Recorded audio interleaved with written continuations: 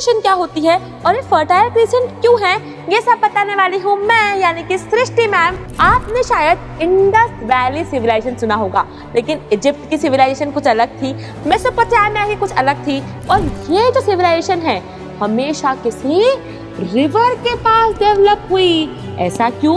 अलग अलग ऑक्यूपेशन देखने को मिला, कोई खेती कर रहा है, कोई पॉटरी कर रहा है, कोई ब्रॉन्ज टूल्स बना रहा है। तो लोग अब डेवलप हो रहे हैं, अलग अलग ऑक्यूपेशन में इन्वॉल्व हो रहे हैं। एक आवर में 60 मिनट्स हो रहे हैं, एक मिनट में 60 सेकेंड्स हो रहे हैं, तो हम इसको यूज करते हैं आज भी। तो ये कहाँ से आया है? Hello everyone, I welcome you all to this one short series, जहां आज हम लोग करने वाले हैं आपकी क्लास 6 हिस्ट्री का पहला chapter, civilisation of the fertile crescent. अब ये क्या होता है, सिविलाइजेशन क्या होती है और ये फर्टाइल क्रीसेंट क्यों है, ये सब बताने वाली हूँ मैं यानी कि सृष्टि मैम, जो आपकी होने वाली है एसएसटी मेंटोर। तो भैया क्या होती है सिविलाइजेशन? सिविलाइजेशन एक ऐसा एरिया है जहां कुछ समय पहले बहुत ज्यादा ग्रोथ हुई है ना। पहली बार जब किसी एरिया में ग्रोथ हुई, सिटीज डेवलप हुई, तो उन एरियाज को क्या कहा? सिविलाइजेशन कहा। और ये जो सिविलाइजेशन है, जब आपने मैप पर देखा तो इनका शेप कुछ ऐसा क्रीसेंट जैसा है ना, सिमिलर टू हाफ मून जैसा आया, तो इसीलिए इसे क्या कहते हैं? Civilisation of the fertile crescent. अब क्या एक सिविलाइजेशन है? नहीं, आपने शायद इंडस वैली सिविलाइजेशन सुना होगा, लेकिन इजिप्ट की सिविलाइजेशन कुछ अलग थी, मेसोपोटामिया की कुछ अलग थी, चाइना की कुछ अलग थी। ये सारी सिविलाइजेशन हम वन शॉट में कवर करेंगे। आज हमारा फोकस होगा मेसोपोटामिया पे। आने वाले लेक्चर्स में हम लोग क्या पढ़ने वाले हैं? इंडस, इजिप्ट एंड चाइनीज भी आगे हम देखेंगे। तो स्टार्ट करते हैं बेटा, civilisation of the fertile crescent को। इसका मतलब क्या है? early human civilization that developed in a region that is shaped like a crescent। बहुत पहले जब ह्यूमन सिविलाइजेशन बनना शुरू हुई, लोगों को समझ में आया कि रहते कैसे हैं, पहनते क्या है, तो ऐसे रीजन को क्या कहने लगे हम? सिविलाइजेशन कहने लगे। और ये जो सिविलाइजेशन है हमेशा किसी रिवर के पास डेवलप हुई। ऐसा क्यों? कि रिवर के पास बेटा फर्टाइल लैंड मिलती है, ऐसी लैंड जो उपजाऊ हो, जहां पर खेती हो सके। तो हमेशा एक रिवर के पास ही एक सिविलाइजेशन क्या हुई है? स्टार्ट हुई है। इंडस वैली कौन से रिवर के पास हुई है? इंडस रिवर के पास, है ना। ऐसे ही अलग अलग सिविलाइजेशन अलग अलग रिवर्स के पास हुई है ना। कोई टिग्रिस पे हुई है, कोई यूफ्रेटिस पे हुई है, कोई नाइल पे हुई है, कुछ इंडस पे हुई है। During the bronze age human learn to use metal which led to development of more sharper tools, है ना। तो अब ह्यूमन बींग्स डेवलप हो रहे हैं, ब्रॉन्ज का इंट्रोडक्शन हुआ, लोग टूल्स बना रहे हैं, अब लोगों की ग्रोथ हो रही है। और जब लोगों की ग्रोथ हुई तो जिस रीजन में वो रहने लगे उसे क्या कह दिया बेटा? सिविलाइजेशन कह दिया। ठीक है, लोगों ने फॉरेस्ट को क्या किया? क्लियर किया, अपने घर बनाए, अपने लिए स्पेसेस बनाई, वहां पर एग्रीकल्चर किया, परमानेंटली वहां सेटल्ड हुए, और ऐसे बनी अलग अलग सिविलाइजेशन। सिविलाइजेशन का मतलब क्या होता है बेटा? It came from a Latin word civics. Civics का मतलब क्या है? Someone who live in a city. जो लोग सिटी में रहते हैं उन्हें कहते हैं सिविक्स। तो सिविलाइजेशन कहां से आया? फ्रॉम अ वर्ड सिविक्स, जिसका मतलब क्या है? Someone who lives in a city. मतलब वो क्या होगा? वेल ऑर्गेनाइज्ड होगा, डेवलप्ड होगा, नए टूल्स यूज करेगा, क्रॉप्स उगाएगा, जानवर पालेगा। मतलब एक सिटी वाली लाइफ जो है, उस समय की सिटी, है ना, उस समय की सिटी वाली लाइफ सिविलाइजेशन के लोग क्या करते बेटा? जीते थे। This led them to settle down and form village and town. और धीरे धीरे फिर उन्होंने अपने गांव बनाए, अपने कस्बे बनाए, अपने शहर बनाए, और वो और ज्यादा डेवलप होते चले गए। इसी में आज बेटा हम शुरुआत करेंगे। कुछ पहले कॉमन फीचर देखेंगे कि भाई अर्ली सिविलाइजेशन तो थी, जो पुरानी सिविलाइजेशन थी, उनके क्या क्या कॉमन फीचर थे बेटा? तो उन्होंने सेटलमेंट करा, है ना। वो लोग घर बना के रह रहे हैं, जंगलों में नहीं रह रहे हैं, घर बना के रह रहे हैं।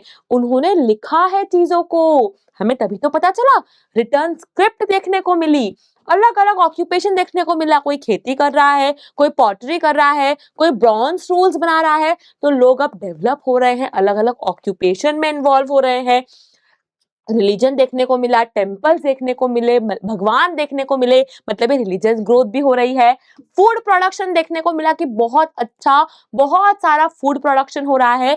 और इवन कहीं कहीं हम जब पढ़ेंगे चाइना को, तो पॉलिटिकल ऑर्गेनाइजेशन, डायनास्टी, राजा महाराजा, ये भी देखने को मिले थे। तो बेटा ये क्वेश्चन जरूर बन सकता है फीचर ऑफ अर्ली सिविलाइजेशन का। तो ये 6 के 6 फीचर हमें लिख के आने हैं। जैसा मैंने तुम्हें कहा कि बेटा सिविलाइजेशन हमेशा कहाँ शुरू हुई बेटा, जहां पर रिवर पास में थी, वाटर पास में था। क्यों? क्योंकि इसके कारण सॉइल अच्छी मिली, पानी अच्छा मिला और वहां पर लोगों ने अपने लिए अनाज उगाया, फार्मिंग करी और बहुत सारा जो सरप्लस फूड था उसके कारण अलग अलग जॉब्स और है ना जो एक बहुत लोग फार्मिंग कर रहे हैं तो बहुत सारा फूड यानी कि बहुत सारी ग्रेन्स तो मिल गई है। इसके अलावा कुछ लोग आर्टिसंस थे, है ना, कुछ ट्रेडर, कुछ बिजनेसमैन थे, कुछ प्रीस्ट थे, कुछ लोग भगवान की पूजा कर रहे थे, आरती कर रहे थे, तो कुछ प्रीस्ट, साधु संत थे। ऐसे अलग अलग जॉब्स भी लोग कर रहे थे। मेजर सिविलाइजेशन कौन कौन सी है बेटा? तो first is the oldest civilisation Mesopotamia civilisation,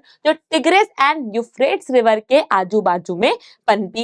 Egyptian civilisation Nile river के पास बनी। हड़प्पन या फिर Indus valley civilisation Indus river के पास बनी। एंड चाइनीज जो है वो हुआंग है रिवर के पास बनी। आज का फोकस क्या है? Mesopotamia civilisation. क्या है बेटा? Mesopotamia civilisation. अगर आप यहाँ देखोगे दिस इज मेसोपोटामिया, ये दिख रही है यूफ्रेट्स एंड टिग्रिस रिवर, इसके पास में ये वाले सिविलाइजेशन की ग्रोथ हुई थी, ये सिविलाइजेशन आगे बढ़ी थी। लोकेशन क्या है बेटा? मेसोपोटामिया मतलब land between the reverse, it was located between the tigris and Euphrates river, है ना। मेसोपोटामिया सिविलाइजेशन कहाँ पे है?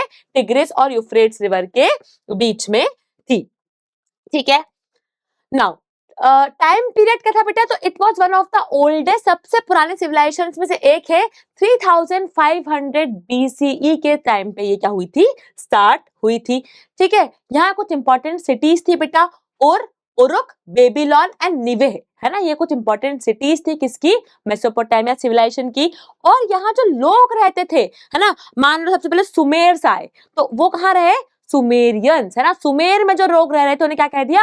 सुमेरियन। अकाडियन, बेबीलोन में जो रह रहे थे उन्हें क्या कह दिया? बेबीलोनियंस, है ना। असाइरन में जो लोग रहते उन्हें क्या कह दिया? असाइरियंस। तो ऐसे अलग अलग तरह के लोग यहाँ पर आए, सुमेरियंस, अकाडियंस, बेबीलोनियंस एंड असाइरंस। ठीक है, ये आपको दिख रहा होगा, देखो ये बेबीलोन, ये थे बेबीलोन। तो बेबीलोन में जो रह रहे थे वो कौन हो गए? बेबीलोनियंस। ये अकाड, है ना, ये निवेह, ये असारिया, ये उर, ऐसे अलग अलग रीजन थे और अलग अलग तरह के लोग, अलग अलग तरह की डायनास्टीज यहाँ पर रह रही थी। नाउ ये तो हो गया। नाउ टाउन प्लानिंग कैसी थी बेटा? इनके समय पर टाउन जो थी वो प्लान्ड थी, है ना। इनके यहाँ बहुत लंबी लंबी वॉल्स थी ताकि इनका जो एरिया है वो प्रोटेक्टेड रह सके। स्ट्रीट जो थी वो नैरो थी, पतली पतली जिगजैग शेप की स्ट्रीट यानी कि गलियां यहाँ पर थी। हाउसेस जो थे बेटा वो सन ड्राइड ब्रिक से बने थे, ऐसी ब्रिक, ऐसी ईंटें जो धूप में सुखाई गई हो उससे बने थे। सिटीज हैड जिगुरट्स मतलब टेम्पल्स, जिगुरट्स मतलब मंदिर, तो सिटीज में मंदिर भी थे in the centre. Famous for ziggurats, है ना, बहुत फेमस जिगुरट्स जो है आपको इस सिविलाइजेशन के देखने को मिलेंगे, जहाँ बहुत लंबी लंबी सीढ़ियां हैं, है ना। क्या है इनका फीचर है? लंबी लंबी सीढ़ियां, लार्ज स्टेप टेम्पल टावर्स, लंबी लंबी सीढ़ियां और ऊपर मंदिर है, ऊपर क्या है? जिगुरट है। ये किसका फीचर था? मेसोपोटामियन सिविलाइजेशन का।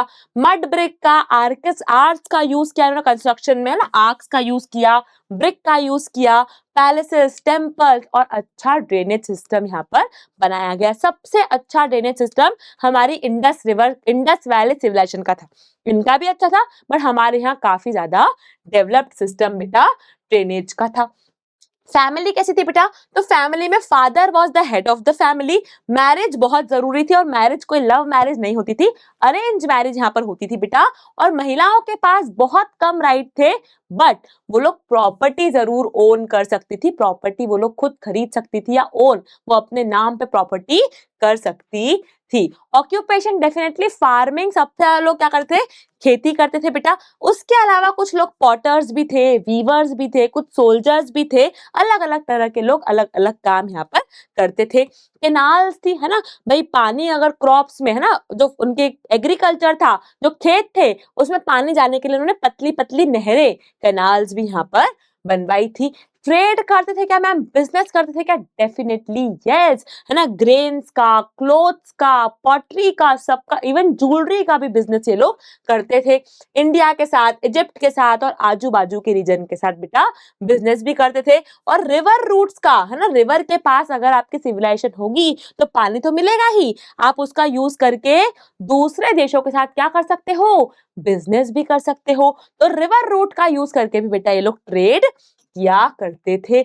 और बहुत सारे गॉड में मानते थे, ऐसा नहीं एक गॉड, बहुत सारे गॉड में मानते थे। जैसे क्या कहते हैं, पॉलिथिज्म, क्या कहते हैं, पॉलिथिज्म, ठीक है।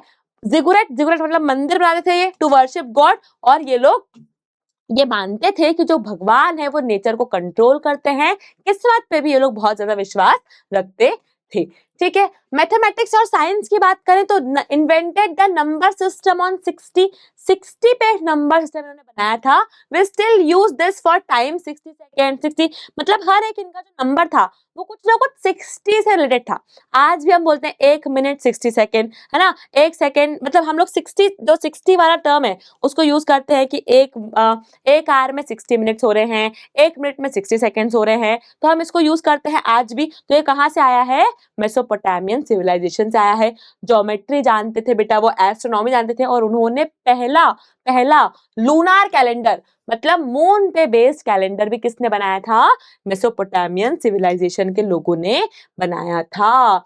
इन्होंने बेटा लिखते भी थे, इनके यहाँ स्क्रिप्ट थी, हमने देखा था कि स्क्रिप्ट भी क्या है, एक सिविलाइजेशन का फीचर है। तो इन्होंने cuneiform script, wedge shaped mark on clay tablets मतलब एक कर्सिव टाइप की स्क्रिप्ट, है ना, कर्सिव टाइप की एक स्क्रिप्ट इन्होंने डेवलप करी थी। और वो क्ले के हेल्प से, है ना, क्ले के ऊपर बैम्बू स्टिक से वो स्क्रिप्ट को लिखते थे। They were first to record laws, trade and story epic of Gilgamesh. एक कहानी है गिलगामेश, सुनोगे कहानी, कहानी सुनोगे क्या? एक गिलगामेश की कहानी है, गिलगामेश की कहानी सुना दूं क्या? गिलगामेश की एक कहानी है भैया, गिलगामेश की कहानी सुन लो यार, गिलगामेश की कहानी सुन लो। बस छोटा सा लेक्चर था यार, काफी छोटा लेक्चर रहा आपका। गिलगामेश की क्या कहानी थी बेटा, तो एक राजा था गिलगामेश, है ना, उर नाम समझो ना, उरुक, उरुक का राजा था गिलगामेश। तो गिलगामेश कैसा था ना पता है, गिलगामेश आधा उसका जो बॉडी है वो ह्यूमन की थी, और मतलब वो आधा ह्यूमन आधा गॉड था, है ना। और बहुत क्रूअल था, बहुत ज्यादा लोगों पे अत्याचार करता था, उसको कोई भी हरा नहीं पाता था। फिर सब लोग गॉड के पास गए, है ना, जिगुराट गए, सबने प्रे करा कि गॉड ये बहुत हमें डराता है गिलगामेश, इसको हमारे यहाँ से भगा दो। तो गॉड ने बोला कि इसको भगाने के लिए कुछ करना पड़ेगा। तो उन्होंने एक एरिकुडो नाम का एक जानवर बनाया, है ना, वो मिक्सचर था, उसके बड़े बड़े सींग थे, अजीब सा जानवर था, वो बहुत पावरफुल था। तो उसको बना दिया गॉड ने, और गॉड ने उसको एक जंगल में भेजा।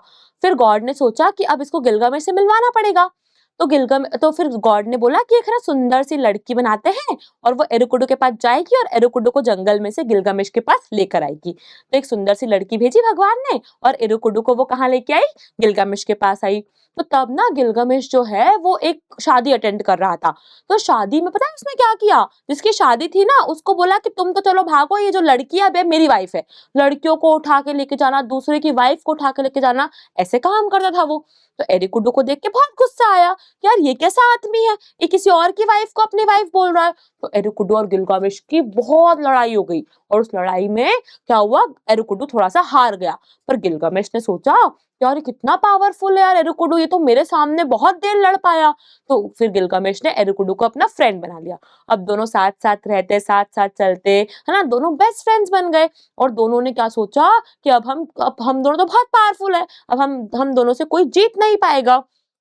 फिर एक दिन क्या हुआ, जंगल में इन्होंने सुना कि जंगल में कोई बहुत पावरफुल एक आदमी रहता है, और हमें उसको हरा के आना है। तो ये लोग जंगल गए, उससे लड़े। तब गॉड ने सोचा कि यार ये एरुकुडो को तो मैंने इसलिए भेजा था कि गिलगामेश को मार सके, बट ये तो इसका दोस्त बन गया। तो गॉड ने बोला एरुकुडो को पनिश करना पड़ेगा, और गॉड ने बोला कि 5 दिन के अंदर एरुकुडो मर जाएगा। अब ऐसे एरिकुडो 5 दिन के अंदर मर गया। तो गिलगामेश को बहुत गुस्सा आया कि शिट मेरा बेस्ट फ्रेंड मर गया है, मैं क्या करूं, मैं अब सबको मार दूंगा, सबको तहस नहस कर दूंगा, इमॉर्टल हो जाऊंगा, मुझे कोई नहीं मार पाएगा। बट फिर उसने रियलाइज किया बेटा कि अगर एरिकुडो मर सकता है तो कोई भी मर सकता है, ये लाइफ तो इमॉर्टल नहीं है, सब मर सकते हैं। फिर गॉड से उसने सॉरी बोला कि मैं बहुत खराब निकला, अब मैं अच्छे से रहूंगा, फिर गॉड ने उसको बोला कि मैंने तुम्हें सबक सिखाने के लिए ही एरुकुडू को मारा था और अब तुम सबके साथ अच्छे से रहना, और फिर वो सब चीजें ठीक हो गई। तो ये थी कहानी ऑफ गिलगमेश। हमें कैसे मालूम चली? क्योंकि उन लोगों ने गिलगमेश की कहानी को लिख के रखा था, हमने बाद में पढ़ी। This was the story of Mesopotamia and Gilgamesh. अगर बात करें डिक्लाइन की, तो अब ये सिविलाइजेशन खत्म कैसे हुई बेटा? बहुत सारी वॉर्स के तहत, है ना, लड़ाइयों के तहत क्या हुआ, ये जो है सिविलाइजेशन खत्म हो गई, है ना। पर्शियन लोग आपस में लड़ रहे हैं, हिटीस लोग आपस में लड़ रहे हैं। फिर रिवर्स ने अपना क्या किया, कोर्स चेंज कर लिया। जो दो रिवर्स थे, टिग्रिस एंड यूफ्रेट्स, इनका कोर्स चेंज हो गया, सूखा पड़ गया, कहीं बाढ़ आ गई। इस कारण से फाइनली जो सिटीज थी वो वीक बन गई और ये सिविलाइजेशन जो है वो खत्म हो गई। तो आई होप वेरी मच, बहुत इजी था यार ये चैप्टर।